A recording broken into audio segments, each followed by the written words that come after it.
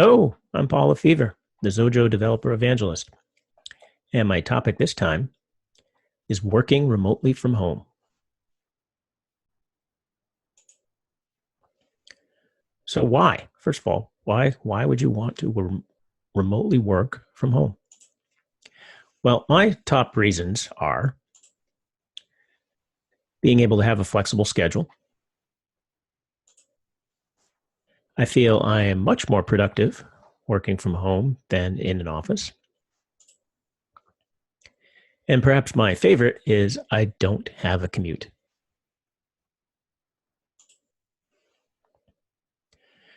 I've been working from home since 2003, actually. I started way back in those old days working from home part time. And I did that until about 2008 when I started my own consulting company and I worked from home full time. And I've been working from home full time since 2008. So that's over 10 years now. And it's great. Here you can see my desk in my office. Doesn't quite look like that anymore. I probably need to get an updated picture because I got a new desk lamp. That's probably the only change. So I've been doing this such a long time. I thought I would share a few tips for those of you that might be interested in working from home. My first tip is to have a dedicated workspace. The kitchen table is just not good enough. I hear this from people all the time, particularly people that have never worked from home, is they tend to have misconceptions about, people that do work from home. But if you just try to work at the kitchen table, bring all your stuff down there, your laptop kind of spread out, that's going to be a problem because that means you got to pack everything up at the end of the day. Can't leave anything out. If there's other people around the house, the kitchen is generally a high traffic area. So you're likely to get interrupted. Kitchen tables often used for eating. So this means you'll probably try to eat while you're working, something I'll recommend not doing again later. So having a dedicated workspace is good. Now, this can be anything. This can be, an extra room you have that you just, keep as an office. It can be a room that's actually a dedicated office, which is what I have. This is not a bedroom or anything. It's an actual office in the house. Has a door, has a window. I can close the door if I need privacy. I can open the window if I want fresh air. I can close it on the weekends if I don't want to be bothered with work. It's all great. So don't try to just work, casually through the house as your regular strategy. That can work in a pinch. Sometimes you might want to break and you want to, grab the laptop and work somewhere else. But as a rule, you don't want to just not have an actual workspace. And you want to be able to avoid interruptions. You are at home, and home can tease you with things that aren't work related. So, if you're too close to your television, maybe Netflix is calling, and all of a sudden you get dragged out to go watch some new show that they posted. So you want to have a nice place that you can be focused on your work without interruptions. What I'm wearing right now, actually, and which I love, is my noise canceling headphones. These are great. They're particularly helpful for if there are other people in the house. I can pop these on. In the summer, if I have neighbors that are maybe mowing their lawn or something like that, these can pop on. And of course, I can wear them to listen to music without affecting others that may be around the house instead of using the speakers. So generally the idea is you want to separate home versus work, because if you tend to associate that you're always working when you're home, the lines get blurred and you're not going to be happy in either case. You're going to always be worrying about work when you're sitting down in your living room because maybe you work there all the time. That's not going to work out great for you. So having a separate area, you can say, I'm going to work, and you actually go to a section of your house where you work. So work in your workspace and live in your living space. And of course, if you do have an actual dedicated workspace in your home, it does allow you to take that as a tax credit. You can use an office deduction on your taxes, but it does have to be an actual workspace.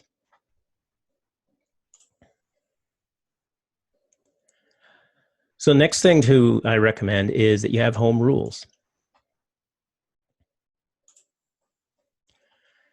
So I like to have consistent office hours. So that way I know when I'm working, people I work with know when to expect me in the office and when I'll be available. So not just, working 24/7 because your office is at home. You don't want to do that. So you want to have some sort of schedule that you generally are able to go by. And you also want to have some rules for how to deal with others that may be at home. Now, in my case, most of the year, I am just home alone here with myself and the pets. And but during the summer, when people are off from school, there'll be people around the house while I'm working. So having some rules for that is good. So the simple rules can be, just when the door is closed, that means don't interrupt. If the door is slightly open, hey, that means you can pop in. Um, Little rules like that, so that people don't just think, oh well, you're at home, I can pop in and ask you questions, regularly and interrupt you, because as anyone knows, particularly if you're doing software development, that can be very distracting, and you don't want to deal with that. That's why you're not in an office in the first place. So having rules for when someone is allowed to come in and interrupt you and when they're not.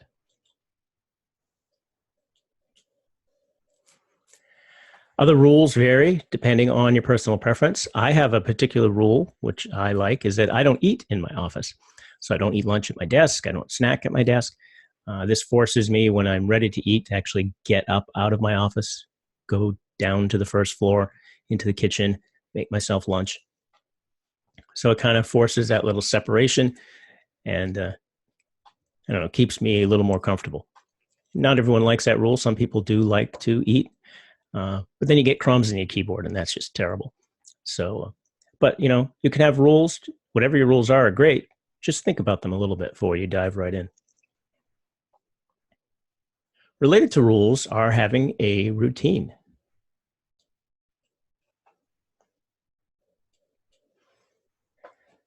So I like to get up at the same time each day.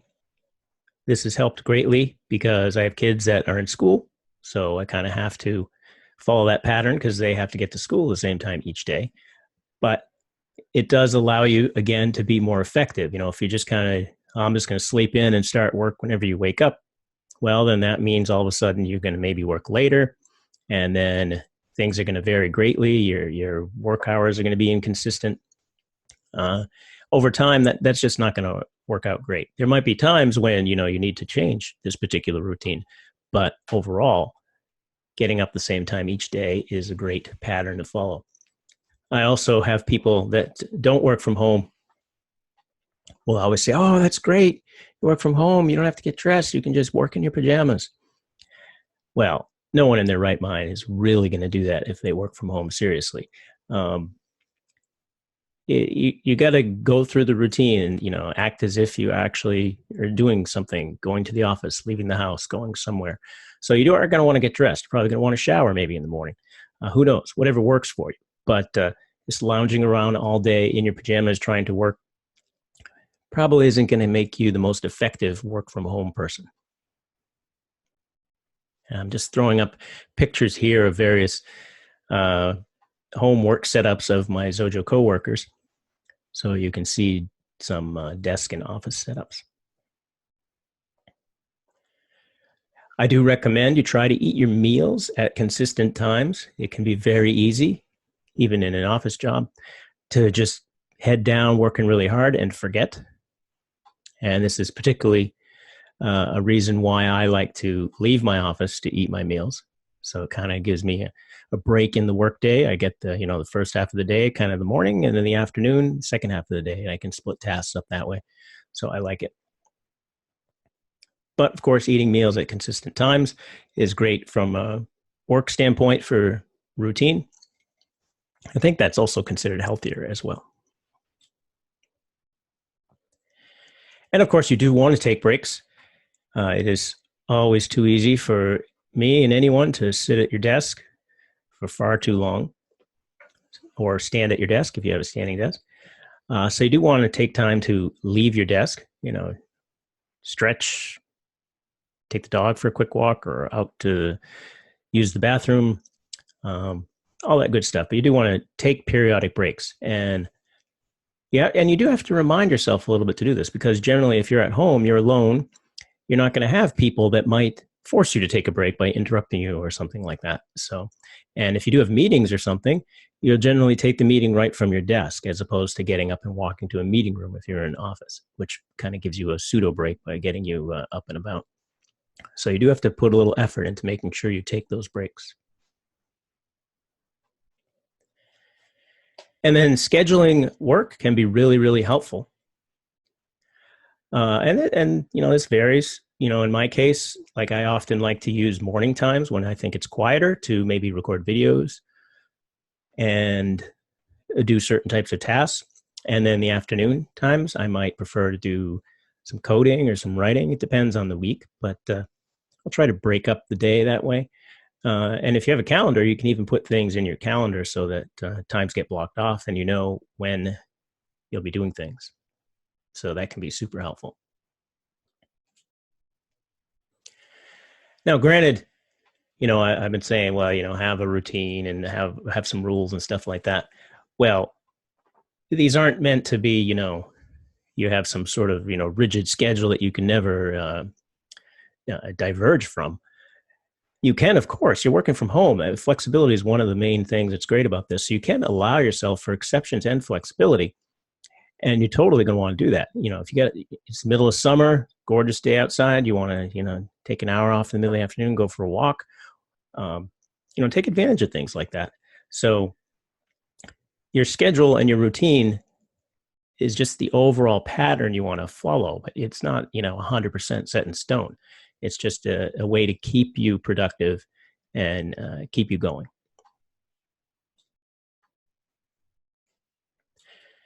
Interacting with others is still important when you work from home. So video conferencing is something that I do a lot with coworkers, and that is great.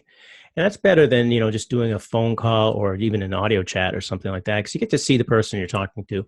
It's always handy when you're having a conversation with someone to actually see them, see, the face when they're talking. It tends to lead to better, more productive conversations. There are lots of tools that are available for this. What I'm using right now for this webinar is Zoom, a great tool for this. It can be used also for, meetings. They allow meetings with, I don't even know how many, like up to 25 people at once, which might be a little too much for a video conference, but you can have multiple people in the video conference, which is nice. Skype, of course, does this. FaceTime is great for one-on-one. Eventually might have support for more than one-on-one. And I'm sure there's other tools as well. But having these available, and you're probably going to need to have multiple ones depending on who you talk with. Not everyone uses the same technologies. Text chat is also very, very useful, because sometimes you don't necessarily need to take up the time to actually do a full-on one-on-one video conference. So sometimes you just get a question for someone. You can just text it to them. And a lot of tools that I use, we use Slack a lot, which is great. Messages, general purpose texting, handy. Lots of tools available for that. It's a great way to send files back and forth, screenshots. And of course, you can actually go out, leave the house. Interesting option. I know a lot of people that work from home that will work from a coffee shop, once a week or so. They'll grab their laptop, head over to the coffee shop, and sit at a table. And they like being around the buzz and the activity, and, that maybe helps them focus. I don't particularly care for that level of noise, so a coffee shop wouldn't be my thing, but I do know that's a popular way for people to get out and at least be around other people while they're working. A library is another idea. They are much quieter than a coffee shop. Often have little workspace areas you can use. Wi-Fi is often available pretty much everywhere you go these days. So if you have a local library, certainly something to consider. And then another option is if you're in your area, there's lots of people that that work from home. You can have even little work from home meetups, essentially, where a few people come to one person's house and they kind of just, sit together. And that might be a situation where maybe in the afternoon they all sit together at the kitchen table with their laptops and doing a little working. And another way to actually be around some people and interact. A technique I used a few years ago was a co-working space. These are pretty popular in most cities. And this is essentially an office where you can rent space. So you can sometimes rent just a desk. Sometimes you can rent a whole office, and they can varies by the co-working space. Sometimes you can rent it by the week, by the month, uh, each time you need it, whatever. And that just has people from various companies, independent workers, people that work from home that want to have an actual office to meet with customers or something like that. Um, so you have a wide variety of people that work at co-working spaces. And like I said, I did that for a few years a while ago, but I found that it ended up being it was in the city, and it kind of added the commute thing to me because I had to drive into the city and find a place to park. And that was a big reason I didn't like driving to an office. So I ended up saying, you know what, I didn't care for this, but some people love them. So look into that. If that's something you're interested in.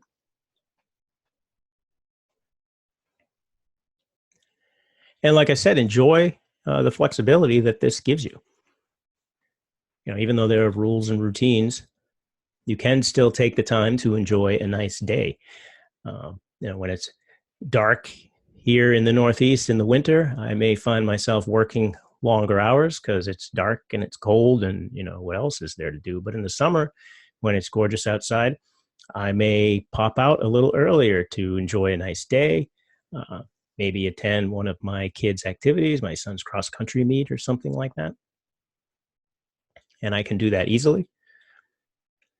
I may want to pet the dog. Always got to have dog pictures in a talk like this. And so this is my little office mate, who is a relatively good-sized dog, but still thinks she can fit in the cat bed. We'll see how much longer that lasts. And at Xojo, we've been what's called a virtual office since actually 2009. So Xojo does not have a single office anywhere. Everyone on staff works from their home office. And this has been great. So almost 10 years that everyone's been doing that now. And a lot of benefits there because you can have people from, all over the world working for you. And no real problems there. We use Zoom, as I mentioned, and Slack, probably our two primary mechanisms for communication. Lots of other things as well. So it certainly is totally possible to work from home these days. Fast internet is a thing, and obviously that's a big prerequisite to being able to do this, but that's pretty common in most places. So how can you start working from home? Well, if you already work somewhere and you're in an office, you can start by just asking your current employer, hey, is it okay if I start working from home? And you can start small, start 1 or 2 days a week. That's how I did. The first time I started working from home, I was working anywhere from 1 to 3 days a week, depended on the week and what was going on. But you can just ask. You never know. They might be totally open to that. And of course, you want to maybe try to convince them if they're not like, oh yeah, sure. So you can tout some of the benefits, benefits to you, benefits to your employer. Flexible schedule obviously is a big benefit to everyone involved. As long as the right work gets done, often you'll find most companies don't really care specifically when it gets done. Productivity can be increased a lot by not having the interruptions that an office can provide. Overall happiness of employees, big consideration. And a big expense for companies is the office itself. So reducing office expense is a huge benefit to a company. And that can be, paying for parking space in a garage or a parking lot somewhere for every employee. That adds up. Having to have a larger office because everyone's coming into the office. But if maybe the rental rates can go down if they're not using as much space, not needing as many parking spots, all of a sudden that has some benefits to the employer. Another option is you can try work for yourself, doing something like consulting. And of course, Xojo consulting can be lucrative and rewarding. You can build apps using Xojo for customers that you have. I did that for several years. Lots of Xojo developers do consulting, so that's another option to consider. And of course, you can always look for a job that has remote working from home as a specific perk. And there are two job sites that kind of focus on this. This one built right into the name, weworkremotely.com. Every job listing on this site is for a remote position. And they have developer positions and non-developer positions there, so a wide variety of job types. And then Stack Overflow's job page also has a large number of job openings with the ability to filter based on whether openings are remote or not.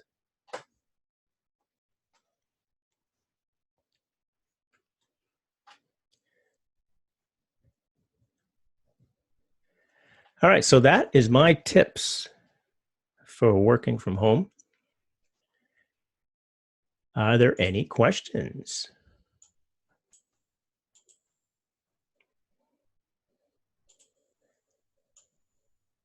All right, so Joost, who I had the pleasure of talking with a few weeks ago when I was in Germany, has a comment here and said a few weeks ago he moved from an actual office to a remote home office. And he says it hasn't been super easy for him to get used to that yet. He sees less people, and there is the temptation to check the internet more often and dream away with music. So yes, it does take more discipline to keep productive, which is why I was focusing a lot on having the routine and the rules in place. That's part of the keeping your discipline so that you do get what you need to get done. And yes, it's not an easy transition. So that's why it can also be good for some people to maybe start, just doing it a few days a week and, kind of getting used to it and seeing how it works. I have a comment here from Glenn. And Glenn works in co-living / co-working places around the world for a few months a year. So Glenn must travel quite a bit. And that's great too. So if you are a little bit more mobile, I like that. You can have your laptop with you and you can kind of work anywhere. So you're not necessarily working remotely from home as much as just flat out working remotely, which is totally a viable option. And it's, easy to do with co-working places and coffee shops and other things. You can always find a place to kind of set up and do some work. And he's noting there's an app called Focus. I haven't used this, but Focus is an app that essentially locks you out of going to visit certain websites or certain applications during your work hours. So if you need another way to, have some more discipline, so you don't head off to read, news sites repeatedly or, fire up your favorite game or whatever, you can set this app up and then it won't let those things happen while you're working. Sometimes you may want to get a tool that tracks your what you're working on. Some tools can tell you which apps you've run for a certain period of time, which might prove interesting if you review that later. Sometimes you can just get a tool that tracks what you're working on manually, and that's handy if you're doing consulting or something so that you're able to properly bill out your clients. Well, I want to thank everyone for attending. And if you have thoughts on working remotely, working from home, love to hear from you. You can always reach me at email, paul@xojo.com, or on Twitter @Lefebvre or @Xojo. Thanks for attending. Have a great day.